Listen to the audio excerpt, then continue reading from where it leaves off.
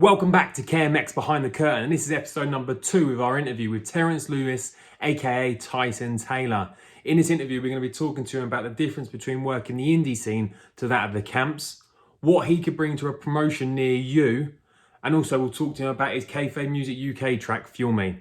So let's get behind the curtain with Terence Lewis.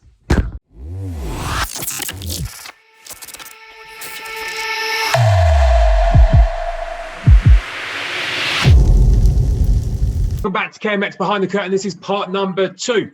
So, Terence, where we were speaking earlier, we were talking about the all-star wrestling and working on the camps.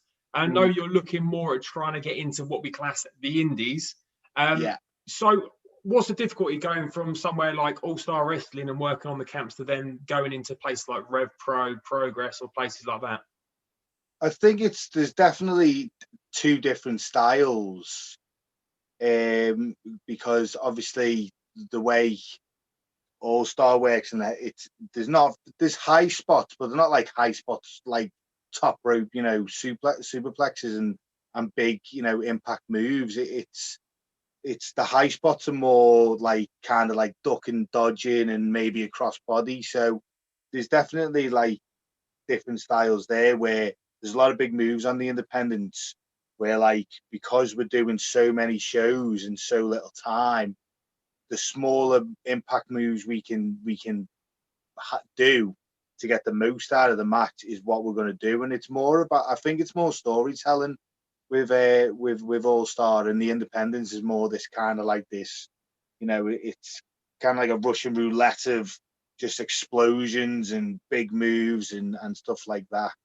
Do you think that works around, because on the camps, obviously, you get one show and people who have no idea who you are, they're on a holiday, and as you said in the last episode, it was part of the package, they could come and watch. Do you think you had to try and get that whole story of who the heel is, who the face is, in just that pure match? Yeah, and I think that's the thing.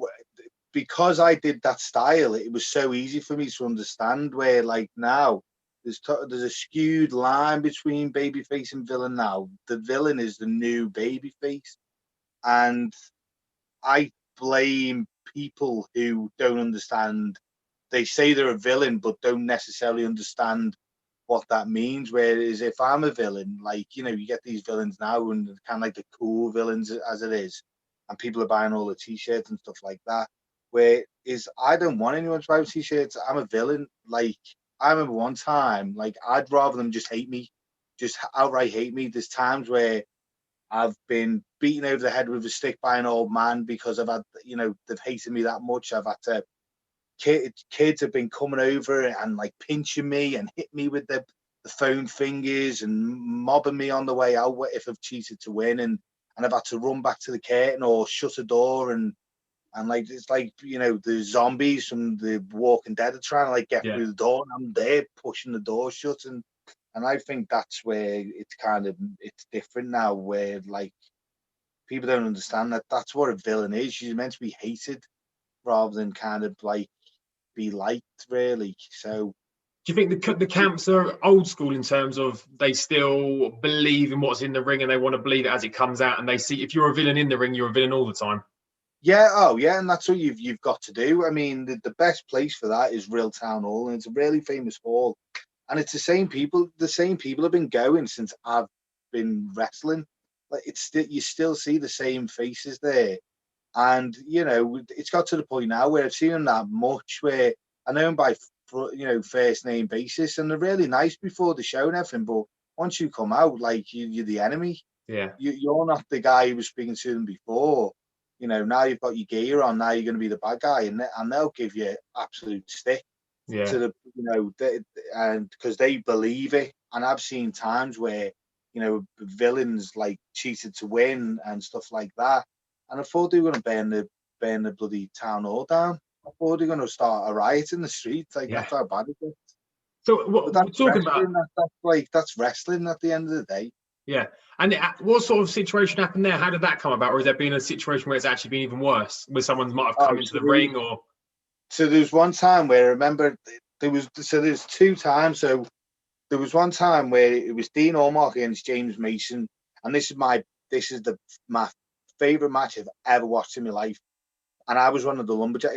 So for real, it's over the 6 weeks holiday. and you have one show a week, and it's the same people who come, so it's kind of like a storyline. So there's a story always builds to like the last show of the 6 weeks holiday, and that's kind of like your pay-per-view. So the story was that James and Dean were a tag team, and by the end of it, there was a dissension and then a heel turn, and then the last show is right. There's going to be a title match, and I remember Drew McDonald was there as well. And so there's a big smoz. All the villains and babyface are fighting each other, and then Dean's just about to win, and Drew McDonald comes with the belt, bang, hits Dean. Dean falls off. 1, 2, 3, James, new champion. The crowd are going absolutely mental. They were like picking up chairs, they were screaming, they were throwing stuff. We were just rubbish at everyone. They were going absolutely nuts. And then Johnny Saint always comes to the shows on a Thursday, so he was there. So they used him as kind of like, he comes in the ring. Here's this, British wrestling legend. He's going to reverse the decision. Yeah. To the referee. No, he cheated. Start the match again. And they start the match again. The crowd goes absolutely nuts again. And then there's a little bit, and then Dean, eventually wins. Like they were throwing babies in the air. That's just how like into it they were. And that's just how they are. And I've seen it a couple of times where I've like put my foot on the ropes. Or there's even times when I've been a referee. I remember I was a referee once, and the villain, it was Bad News Brown. He was a champion at the time. And there was something where he low blows him and pins the guy, and I count the shoulders. And there's old women coming up off the chairs, right up. He cheated. And then I do the thing where like, oh well, I didn't see it, so what stands? Yeah. And I couldn't. They wouldn't let me out the ring. They were all. There was literally people all around the four sides, and they wouldn't let me out the ring. Yeah. I was trying to get out, and they were going absolutely nuts at me, right in my face away. I felt like a referee in football, where they're all like, you're going to send someone off, and that's what it was like. Yeah. It was nuts. So you've taken all that experience, obviously, from All Star, and what sort of things are you doing and changing, obviously, to kind of make yourself a little bit more towards the indie side of things to try and help you get like bookings on that side of things? Well, it's kind of like stuff like this, like doing podcasts, and I've always said that every time that I've been given a chance in another promotion other than Brian Dixon, they've always had me back. They've always said, oh, can you do these? I remember there was one, and half the time it was just like Welsh wrestling. I was working for Alan Ravenhill in Welsh wrestling, and all he needed just one guide. He said, oh, he's short one guide. Do you mind coming and doing the job? I said, yeah, that's fine. I'm happy to do it. He said, oh, it's just this once. I said, yeah, that's fine. That's all I need. And then as soon as I finished the show, he said, what are you doing for the next, couple of months? I've got these dates for you. I said, yeah, I'll do them. And then it was the same for again, some guy got me into another guy's promotion, and the same thing. He just said after the first match, he said, right, for the next 6 weeks, I've got a show every Saturday. Can you do them? I said, yeah, of course I can. Nice. So you got in with that good impression. You're going in with that kind of mentality of get that ring up, help out, stay till the end. Yeah. And it was like, because I did a show for Big League, and that was probably the most indie of shows I've done. They used to film him, and I was never used to them filming stuff, and it was on Fight TV and stuff like that. And I just remember just getting it. And I mean, I lived in Liverpool. I lived, by Liverpool and Birkenhead. He was down south. And on this show, he had Matt Riddle, he had MVP, he had Bram, he had Pac. And he didn't need me. I wasn't going to draw any money, but he still paid me the money to come down from Birkenhead, pay me my exes. There was one time, most of the time I drove by myself, so he's not even putting men in the car to save money. There was one time I had to pick a bit up from his hotel room and drive him down. But other than that, he said, no, he's a good worker. He's a good guy. He helps with the rings and everything. Yeah. So he's going to be on my show regardless of where he is. And how was that picking Abyss up? Oh yeah, it was good. He was good fun. It was one of those things where, but at this point in time, I'm a wrestler too. So even though he's on telly, he's a peer. So I'm not going to sit there and start fanboying out over the Abyss. I remember when I first started wrestling, and someone said, "Oh, can you pick Gangrel up and bring it to the show? Go to the digs and pick him up from the digs and bring him to the show." I said, "Yeah, that's great." So in my mind, I was like, "Oh, I'm going to ask him so many questions," because it was about a 45-minute drive to the show. I was like, "I'm going to ask him so many questions, like, what's the rock like? You know, what's this? How is this?" And I picked him up. He got in the car, and I was like a little bit nervous to ask him when he was going to start, and he fell asleep. Oh. And he fell asleep to the whole way to the show, and then as soon as I pulled up, he woke up. So Yeah. I never got to ask him all the questions then, but it's a good job I didn't. He's probably going to be thinking, "What's this guy's father out?" Like, this kid. So yeah. Because that's the thing I find with wrestling. I was, well, this show here actually, Wrestle Queendom 1. I had to pick up Azure Kong from her hotel, and only had a 3-door polo. So I was like, okay. And Mr. Sakura needed picked up as well. So they both got in, and then Azure Kong got in the back of my car. I had to put the seat forward, and she got in the back, and I was like, this is weird. This is and I felt so awkward. And I was like, just driving along. We got to the venue at Your Call, and like I opened up the door. I was being all polite, opened the door. Mr. Sakura got out, and then I went to go and open the thing, and then we could just shut the door on her. I was like, oh, what's going on? What's going on? You can't do that. And so I was like, open the door, and they were just apologize. Like, it was amazing. But like, as a driver, when you're driving like wrestlers around, you do want to say you want to say something. It's like, no, keep professional. Don't say nothing, and we'll get you there. And there's a couple of times where, like, because there's some times where you don't know these guys, so I mean, it's sometimes you can get in with people and they can just talk, your head off.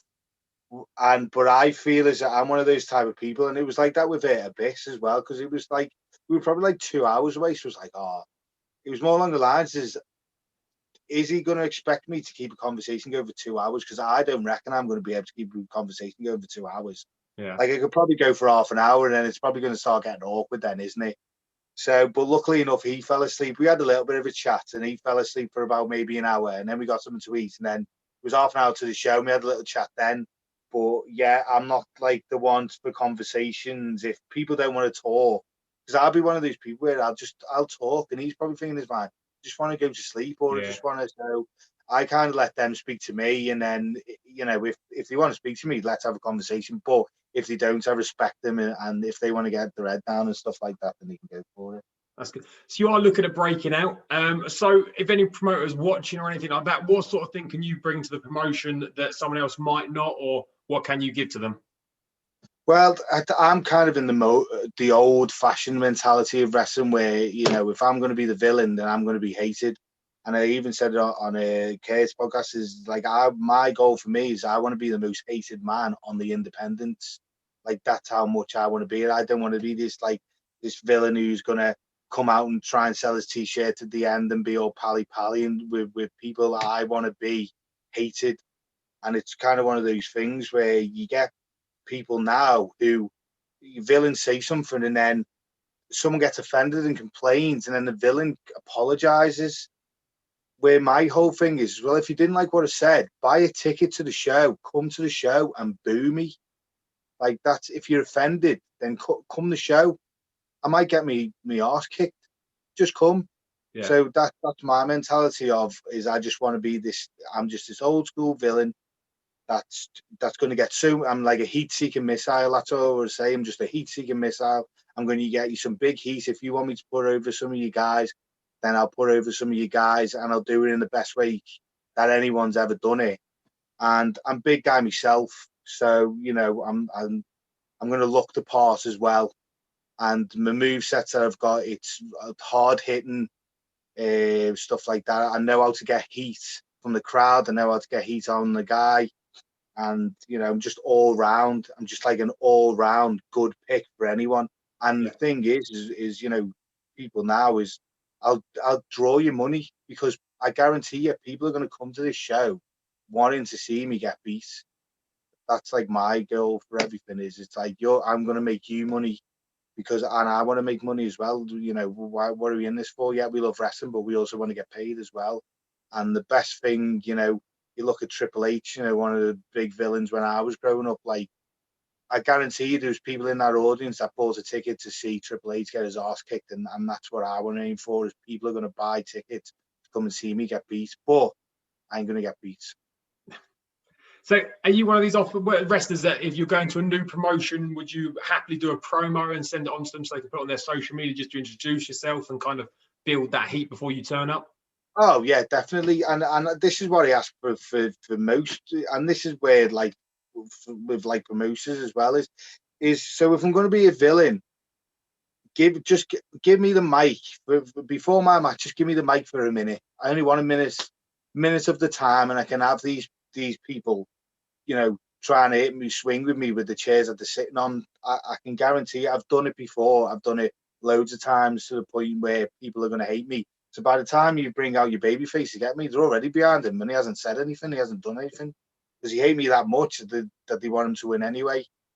So yeah, so a promo at the start, and let me just keep my heat because if I'm gonna come out and talk on the mic, build all that heat up, get all the heat up at the end, and then the baby face is just gonna beat me. Then all my heat's gone. And I mean, obviously they can beat me. That's fine, but you can build your heat and lose. You can still have heat and lose at the same time. Maybe it's something like jump them after the match, or I've cheated to win and it's backfired on me. There's ways of doing it, and I know how to do them ways. So it's kind of one of those things where my heat will never go, and if I feel as though it is going to go, I if there's any promoter that I'd try and work with them to go, right, I feel as though my heat's going off here. What can we do to kind of bring it back, rather than it just be the fire getting put out straight away. Yeah, and do you think that's that mentality of working all star where you've gone old school, you've earned your stripes as such, you've done the camps, that you kind of taken all that experience, and then when you go into these new promotions, you can be like, yeah, I've worked crowds before, and Yeah. Well, it's like with the all-star shows, is every like show is new people. This ain't being televised, so people don't know us week by week. You've got to go out there and get heat as if people don't know you every show. So I've been getting heat off people, and we've only got a short amount of time. Let's say I've got 15 minutes to do it.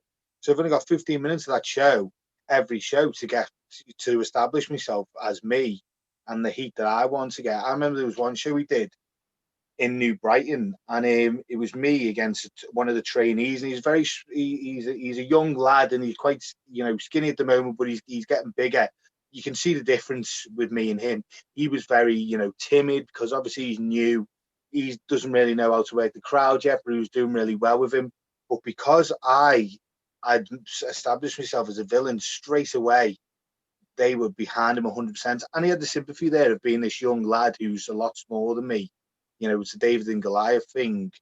So that helped. And I remember he beat me at the end. It was just it was one of these things where he just got a roll up pin, and it was one of those things where as soon as they rolled me up, they were standing, go 1, 2, 3, and they all just went nuts for it. So, and that's it. That's just a statement right there of just how important having heat against the crowd is. And you talk about how you like to keep the kayfabe. You obviously say, even my villain, I'm a villain. I'm not selling my t-shirts. I'm not being nice to people when the match is over. Talking about keeping kayfabe, when is the best kind of time? I ask whenever I get a wrestler on, is the best time they've kept kayfabe when the match has ended, where you've gone, oh, I've got to keep kayfabe here. When's the best time you've done it?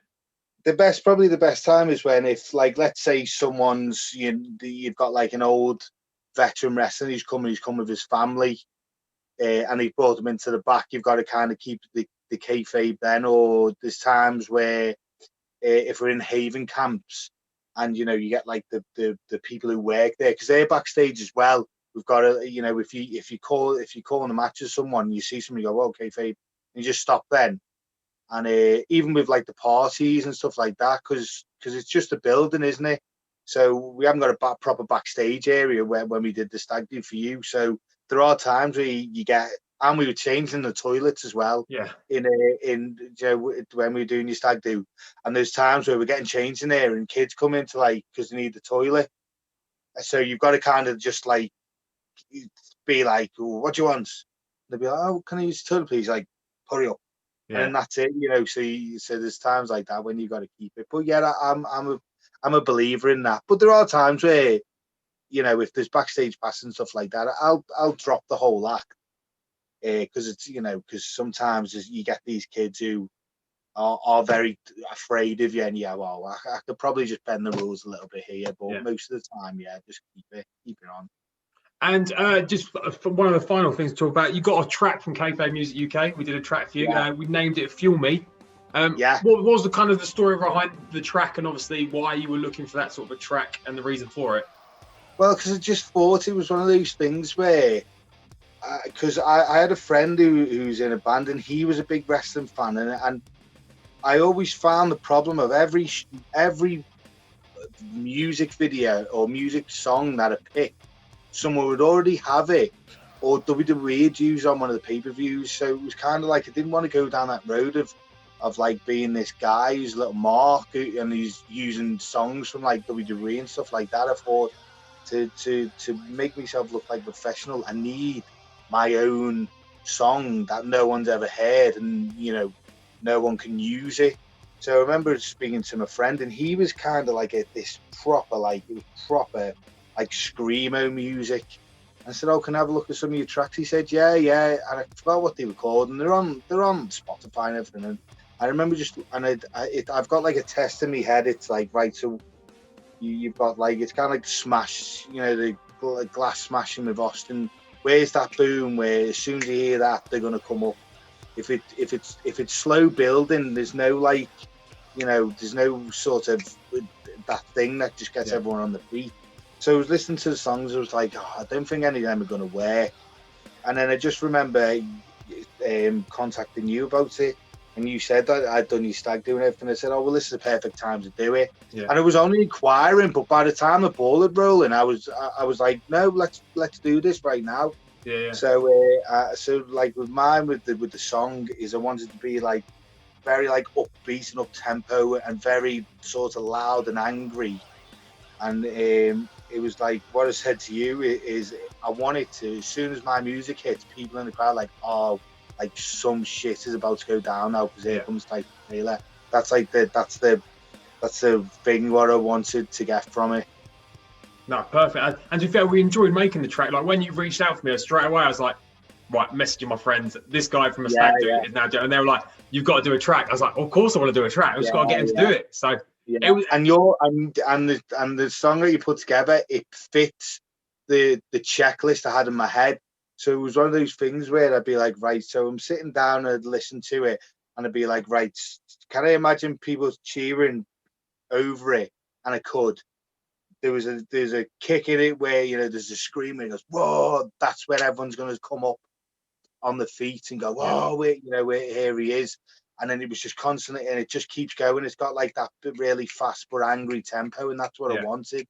I know I couldn't have imagined it being any better, because it's difficult for me to find a song that's gonna meet my expectations and with what I want. And then for you to come and have that song straight away, we've kind of just, I did give you a rough idea of what it was and what you produced. It was like, I couldn't imagine it being any better, to be honest. No, and to be fair, it's like when we do get tracks, sometimes we don't always get them right. And anyone that's come to us, we'll always say, we'll send you a sample. If it's not right, let us know. And be on it, be brutal with us, because if you're brutal with us, we ain't going to stick to it. We'll just restart again. And we've done it before. But I think with your track, I think the kind of the brief you gave us was really good. We just brought a new producer on as well, so he was like really keen to get on with it straight away. So I think it worked. And for anyone that wants to listen to it, you can listen on YouTube channel. Search Kayfabe Music UK, Tyson Taylor, Fuel Me, and then you give that a link. I put a link in the top corner here. You can click on that at the end of this. I'll click on that. So looking at your social medias, how can people get hold of you if they want to book you, want to reach out to you? What's the best way of getting hold of you? So the best way I would say is Instagram. I have got a Twitter, but I'm still just trying to use it. Like I've had Twitters before, but my Twitter is cruel_2, as in TOO. And I'm just trying to get my head around that. I haven't got many followers at the moment. So that's I know people are saying you need to know Twitter, so I'm trying with that one. I've got a Facebook that you can contact me on Messenger, but Instagram seems to be the one where it's easy, and that's the one where I'm kind of focusing all my energy on to get more followers, because I think I'm on like 800 and something. I'm trying to hit 1,000 on that. Yeah. And what's the handle for the Instagram? So Instagram is Tyson Taylor 101. And Nice. then if you just search Tyson Taylor, Terence Lewis on Facebook, you'll find me there. Yeah. Perfect. And as you said, you don't have any merchandise, or do you have No, merchandise on the not site? yet. Anyway, no. No. I mean, I'm kind of in that thing where, at the moment, I'm like, I'm not at that stage where I think people are going to buy stuff from me. But down the line, yeah, I wouldn't mind to have some merchandise. But it'd be like, but it's one of those things where I think when I was younger, I hated Triple H, but I still had a Triple H t-shirt. Yeah. So, there could be some money in it. But I'll cross that bridge when I feel as though it's the right time to do it. Well, listen to one of our previous episodes with Rhonda from On the Gear. She's a good person to speak to. Oh, really? So, yeah, definitely worth going to. So, Terence, thanks very much for your time today. Appreciate it. And hopefully we'll see you down south soon. Yeah, perfect. No, thank you very much, mate. Cheers. No worries.